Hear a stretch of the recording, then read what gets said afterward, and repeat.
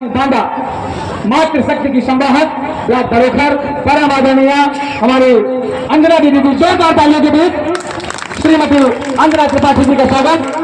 इस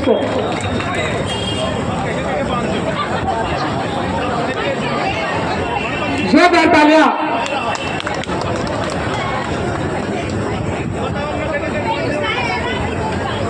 जहां तक देखो हम नजर आते हैं। सरकार को भी सोचने को विवश होना पड़ेगा। इतिहास गवाह है, जब जब मातृशक्ति रोड पर उतरी है तो भूचाल ही आया है।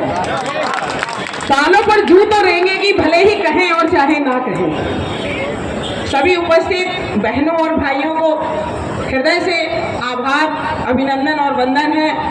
और हमारे वैसे भी धरने का इतिहास गवाह है कि हमेशा हमारी दरिया कम ही पड़ी है और आज की संख्या देख के तो बहुत ही गर्व का अनुभव हो रहा है। अभी तो समय बाकी है और है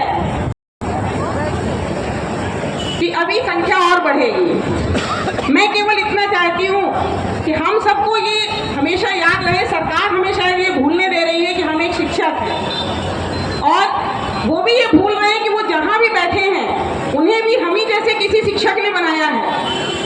जो भी उच्च पदों पर आसीन है ज्यादातर सब बेसिक शिक्षा के ही पढ़े हुए हैं, किसी कॉन्वेंट के पढ़े हुए नहीं हैं। और जिस दिन वो ये भूलने लगते हैं इसका मतलब कि उनकी उल्टी गिनती शुरू होने लगी है। शिक्षक किसी का नौकर नहीं है, बाकी सब नौकर होते हैं लेकिन शिक्षक किसी का नौकर नहीं है। ये उनको याद रखना चाहिए कि हम किसी के नौकर नहीं हैं।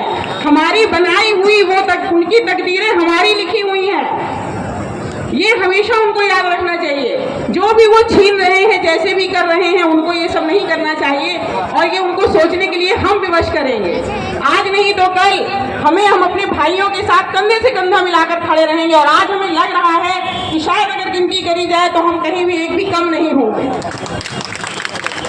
और इस बार अगर ऐसी स्थिति आती है तो मेरा ये कहना है कि शायद हमको बांदा में बसें कम पड़ जानी चाहिए बाहर जाने के लिए।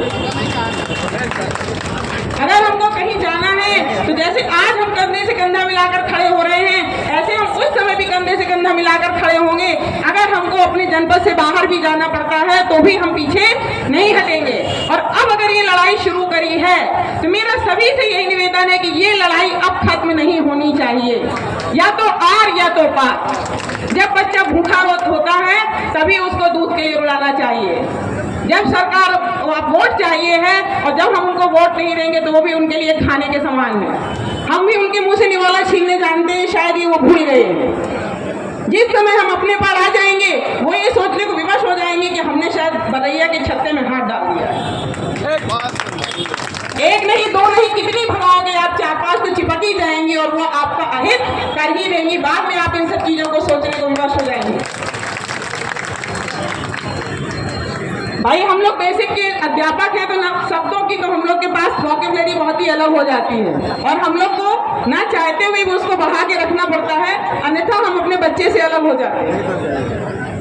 इसीलिए मैं केवल सभी का धन्यवाद देना चाहती हूँ और इस चीज को बार बार फिर कहना चाहती हूँ कि जब भी हमारा संगठन है और हमारी शक्ति ही हमारे संगठन की शक्ति है, हमारी मातृशक्ति और हमारे भाई बंधु जब भी हम आह्वान करते हैं तो आप सभी इस तरह उपस्थित होते हैं और हमारे संगठन की शक्ति कई गुना बढ़ जाती है।